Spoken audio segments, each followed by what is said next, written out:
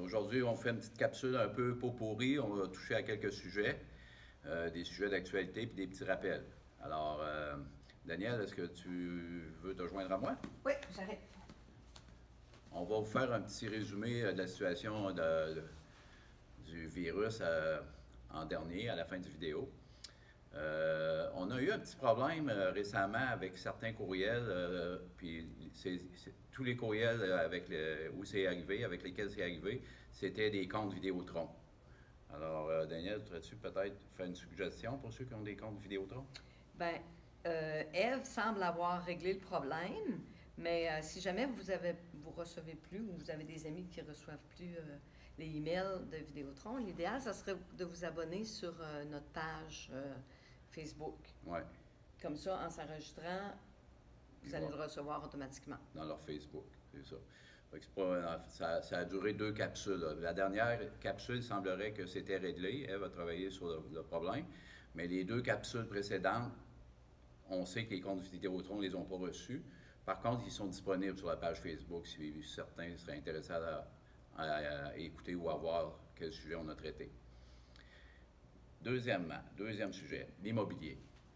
Bon, l'immobilier, actuellement, c'est un gros marché de vendeurs.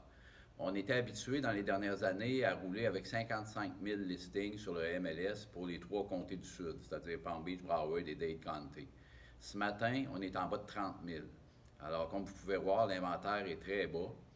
Puis, surtout dans les maisons puis les villas, où il n'y a pratiquement pas de listing. Puis les listings qui sont disponibles, en général, ils se vendent assez rapidement, si le prix est correct, puis l'état de la maison est correct, bien sûr. Puis c'est souvent des 2, 3, 4 offres en même temps. Alors, s'il y en a qui ont une motivation à vendre, je ne veux pas vous forcer à vendre, là, je l'ai tout le temps dit, mais si vous êtes rendu là dans votre projet Floride, le timing est très, très bon actuellement. J'aimerais ça aussi, Daniel, de faire un petit rappel sur les comptes de taxes. OK. On est à la mi-mars, puis vu qu'il y en a beaucoup qui sont provenus en Floride cette année, puis si vous étiez habitué à recevoir votre compte de taxes ici en Floride, vous ne l'avez peut-être pas reçu ou vous avez peut-être négligé.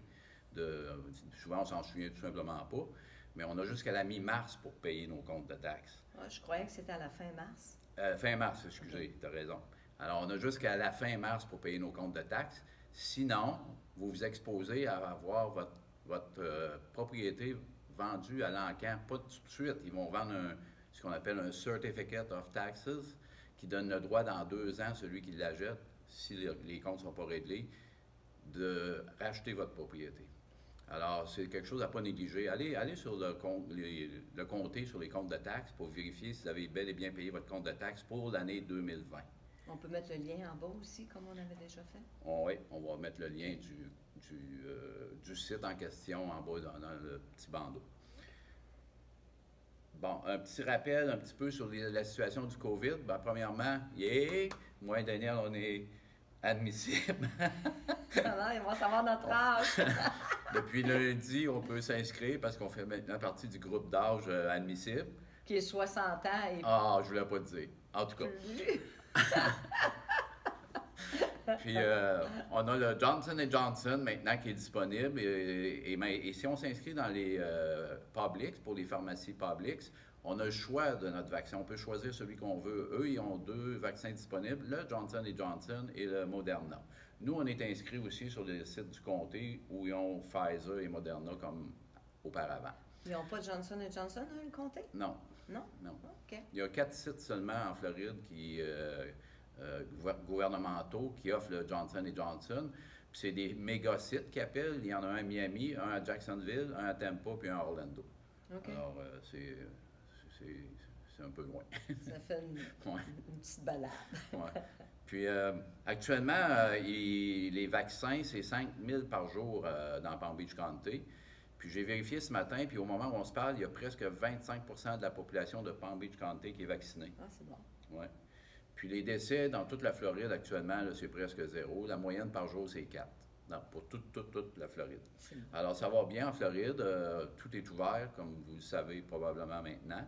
Puis, on a remarqué un petit relâchement au niveau, par exemple, surtout dans les restaurants, là, au niveau des contacts. Là, on dirait, à cause que le vaccin est disponible, que les gens baissent la garde un petit peu, là, mais oui. il faut faire attention.